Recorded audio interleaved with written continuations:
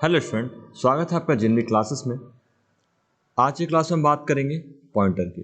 Pointer क्या होता है इसके बारे में जानेंगे और इसको किस तरह से हम प्रोग्राम में यूज़ करते हैं वो भी हम समझेंगे। पॉइंटर बहुत ज़्यादा इंपॉर्टेंट टॉपिक है, इसको आप ध्यान से देखिए। और ये समझने में बहुत ज़्यादा कठिन लगता है, बट मैं आपको बहुत ही सरल शब्दों में समझाऊंगा। पॉइंटर का कॉन्सेप्ट हमेशा के लिए आपका क्लियर हो जाएगा। तो सबसे पहले हम देखते हैं नॉर्मल कि पॉइंटर की ज़रूरत क्या हुई। तो मैं एक प्रोग्राम बनाया, जैसे मैंने यहाँ पे लिखा, हमें सभी को पता है। आपको थोड़ा सा बेसिक्स क्लियर करना पड़ेगा, जो मैंने पहले भी समझाया था, एक बार रिपीट कर रहा हूँ। Print F %d। और अगर कोई आपसे पूछता है कि इसका आउटपुट क्या होगा, आप बताएं इसका आउटपुट क्या होगा। मैं पहले आपको समझा चुका हूँ, ठीक है। तो इसका आउटपुट क्या होगा, अगर आपको आ गया बहुत अच्छी बात है, नहीं आया तो मैं बताता हूँ फिर से। %d जैसे आप प्रिंट करेंगे तो यहाँ पे आपको देखने को मिलेगा कुछ भी का मीन्स कोई भी गार्बेज वैल्यू, यानी कोई भी एक नंबर। क्योंकि मैंने ए की वैल्यू डिफाइन नहीं की, ए में अपने आप एक वैल्यू आ चुकी है। इस वैल्यू को हम गार्बेज वैल्यू बोलते हैं, हमने पहले समझा था। वो वैल्यू कुछ भी हो सकती है, जैसे -14 हो सकती है, या कुछ भी 2, 2, 6, 7, कुछ भी एक वैल्यू हो सकती है, कुछ भी एक नंबर हो सकता है। तो यहाँ तक तो क्लियर है। अब अगर मान लीजिए मैंने यहाँ पे क्या किया, ए बराबर मैंने स्टोर कर दिया मान लो 5, ठीक है। तो ये सब अच्छे से हम जानते हैं कि अगर अब मैं लिखूंगा प्रिंट एफ %d, ये समझना जरूरी है, तभी हमें पॉइंटर समझ में आएगा। यहाँ पे मैंने लिखा ए, तो आउटपुट आपके सामने 5 आएगा, इसमें कोई भी दिक्कत नहीं है।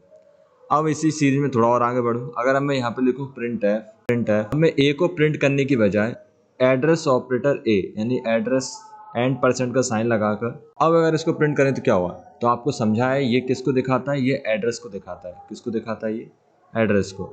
जैसे हम स्कैन एफ करते हैं तो हम एड्रेस लगाते हैं, क्योंकि हमें बताना होता है कि हमें किस एड्रेस पर रखना है। लेकिन प्रिंट करते समय हमें एड्रेस बताने की जरूरत नहीं होती। क्यों? क्योंकि हम डायरेक्टली उसे कॉल करते हैं, जहाँ भी होता है उठ के आ जाता है। लेकिन रखते समय हमें बताना होता है कि पर्टिकुलर किस एड्रेस पे रखना है। लेकिन अभी हम क्या कर रहे हैं, प्रिंट टाइप में एड्रेस ऑपरेटर ए कर रहे हैं। इसका मतलब हम ये बोल रहे हैं कि ए का जो एड्रेस है वो प्रिंट हो जाए। साफ साफ है, ए का जो एड्रेस है वो प्रिंट हो जाए। तो ए का एड्रेस मेमोरी में जो भी होगा, अब मेमोरी के अंदर जो एड्रेस होते हैं वो हेक्साडेसिमल फॉर्मेट्स में होते हैं। हेक्साडेसिमल फॉर्मेट कौन सी फॉर्मेट होती है, जिसमें नंबर और अल्फाबेट दोनों आते हैं, यानी कि जिसमें A to F तक के अल्फाबेट्स आते हैं और 0 to 9 तक के नंबर। और बाइनरी नंबर सिस्टम में 0 और 1 आते हैं, हमने नंबर सिस्टम में समझा हुआ था।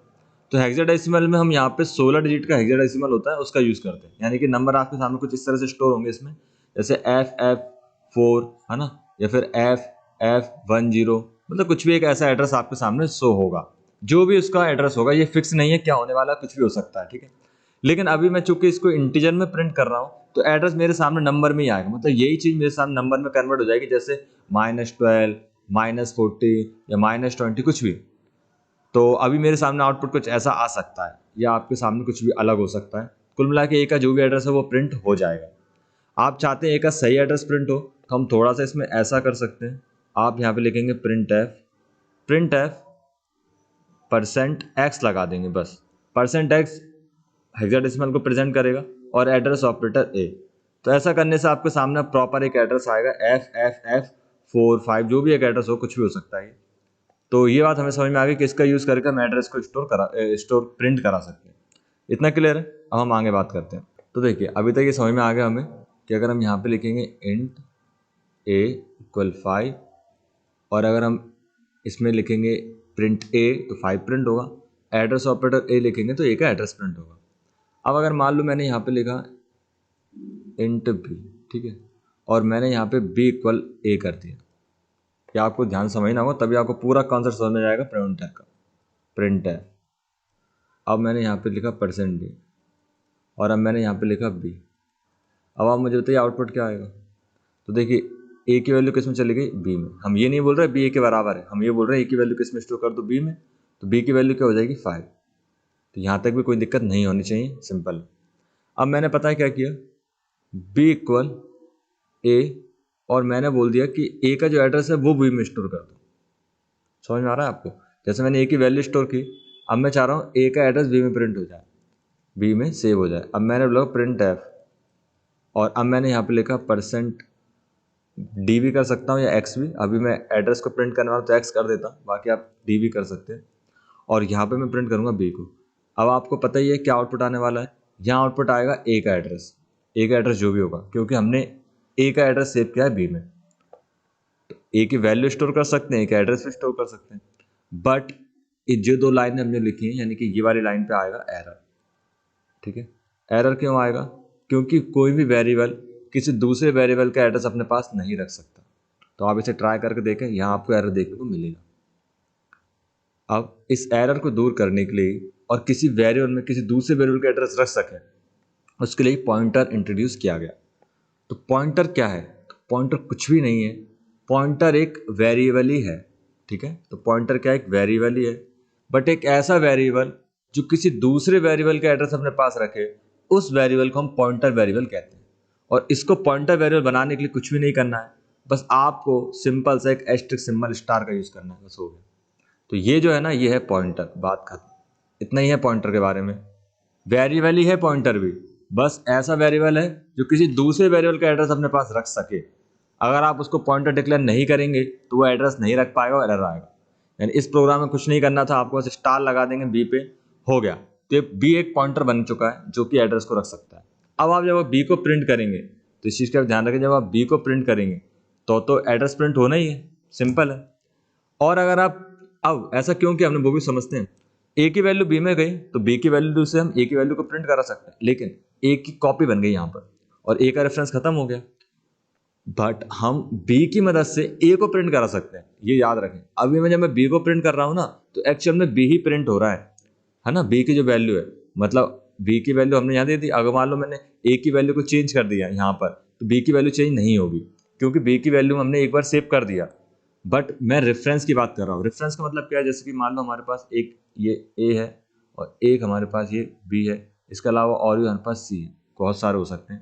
तो देखो, ए के पास एक वैल्यू है, इसकी वैल्यू क्या है 5, और बी के पास पता है क्या है? बी के पास कोई वैल्यू नहीं है, बी के पास बस इसका एक एड्रेस है। अभी ए भी तो कहीं होगा मेमोरी में, तो हमने मान लिया इसका एक एड्रेस है FF4, है ना, FFF4, और इसका भी एक एड्रेस होगा मान लिया FF5, और इसका भी एड्रेस होगा FF6। ठीक है, और मतलब मेमोरी तो देखो पहले से बनी होती है कंप्यूटर के अंदर इस तरीके से, ये मेमोरी ऑलरेडी बनी हुई है। ऐसे मैं ब्लॉक्स जैसे बना के बता रहा हूँ आपको। सेक्शन ऑलरेडी डिवाइडेड है, करोड़ों अरबों में है ये सेक्शंस। हम जैसे ही लिखते हैं क्या, इंट ए, तो मेमोरी के अंदर एक जगह रिजर्व हो जाती है कोई सी भी रैंडमली, जिसका नाम क्या बन जाता है ए। लेकिन पहले से इसका भी तो एक एड्रेस होगा ना, तो इसका जो एड्रेस होगा वो मेमोरी एड्रेस कहलाता है। वो कुछ भी हो सकता है, ऐसा हम अभी मान रहे हैं FF4।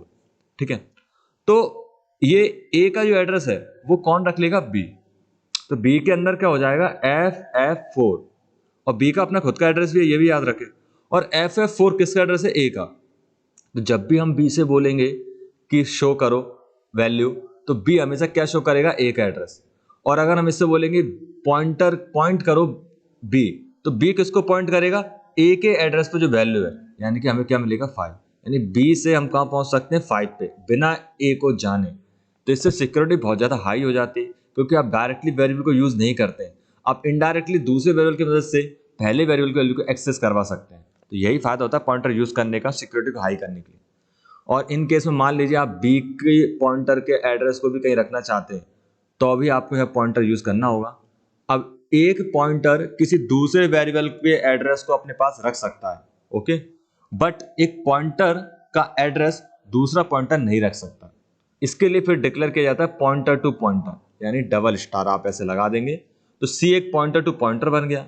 अब सी बी के एड्रेस को रख सकता है, यानी कि FF5।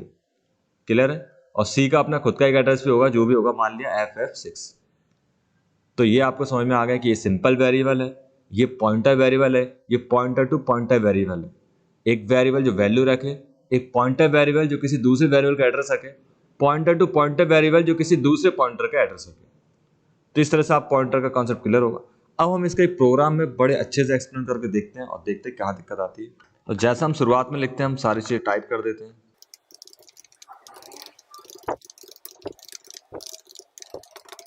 ठीक है, अब हमें क्या करना है, यहाँ पे सबसे पहले हम एक वेरिएबल डिफाइन करते हैं, इंट ए। बड़े आसान शब्दों में समझेंगे, ए, और जैसा मैंने आपको पहले बताया वो एक बार हम करके देख लेते हैं, printf %d, और यहाँ पे हम प्रिंट करेंगे ए को। तो अब ये मुझे बताने की जरूरत नहीं, इतना तो आप सीख चुके इतने दिनों में कि इसका आउटपुट क्या आने वाला है। तो यहाँ पे एक तरह से कमेंट करके लिख देता हूँ, कमेंट आपके सामने कुछ भी एक रैंडम नंबर आ जाएगा, मैं भी कुछ भी लिख देता हूँ। ठीक है, फिर एंटर करेंगे। पहला तो ये होगा printf। अब अगर मैं यहाँ पे प्रिंट करता हूँ एड्रेस ऑपरेटर ए, ठीक है, तो इससे क्या होगा? इससे ए का जो एड्रेस होगा मेमोरी में वो प्रिंट हो जाएगा, वो कुछ भी हो सकता है। तो अभी मैं ऐसे लिख देता हूँ इंटीजर में कर रहे हैं तो नंबर में कुछ होगा, -23 ऐसा कुछ भी, मतलब नॉर्मली ऐसे ही आता है, इसलिए मैंने ऐसा लिख दिया, बाकी कुछ भी आ सकता है। और यहाँ पर मैं एक काम करता हूँ, यहाँ पर मैं बी को ऊपर डिक्लेयर कर देता हूँ पहले, तो बी मैंने डिक्लेयर कर दिया, ओके। और अब मैं काम करता हूँ बी की वैल्यू को यहाँ असाइन करता हूँ, तो बी इक्वल और ए, यहाँ पे हम प्रिंट एफ,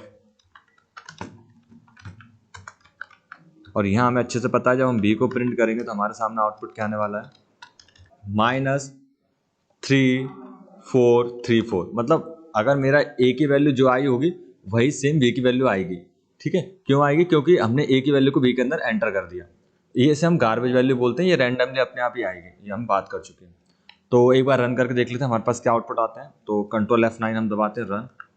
तो यहाँ पे हमारे पास देख पा रहे हैं, मैं यहाँ पे एक बार न्यू लाइन कर देता हूँ, आपको कन्फ्यूजन होगी नहीं तो यहाँ पे हम कर देते हैं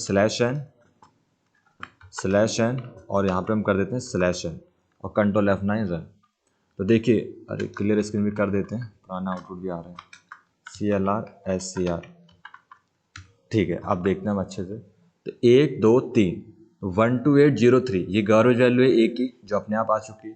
फिर -14 ये एड्रेस है ए का, 12803 ये बी की वैल्यू है, जो कि ए की ही वैल्यू है क्योंकि हमने ए की वैल्यू को बी में स्टोर किया था। तो यहाँ तक कोई इशू नहीं है। अब मैंने बोला था वो करके देखते हैं। तो अब हम क्या करते हैं, यहाँ पर इंट, एक काम करते से हटाते हैं, नीचे ही बात करते हैं। जैसे कि यहाँ पर हम ए की वैल्यू को स्टोर ना करके अब एड्रेस ऑफ ए के एड्रेस को सेव करते हैं और फिर बी को प्रिंट करते हैं। तो हमारे पास अब क्या देखने को मिलेगा, यहाँ पे एक एरर, F9 दबाते हैं तो एरर आ गया। एरर क्या आ गया कि convert int pointer to int, यानी कि बोल रहा है पहले आप इसको कन्वर्ट करो तभी आप ए के एड्रेस को रख पाओगे बी में। तो अब देखो पॉइंटर कैसे डिक्लेयर करती, कितना आसान है।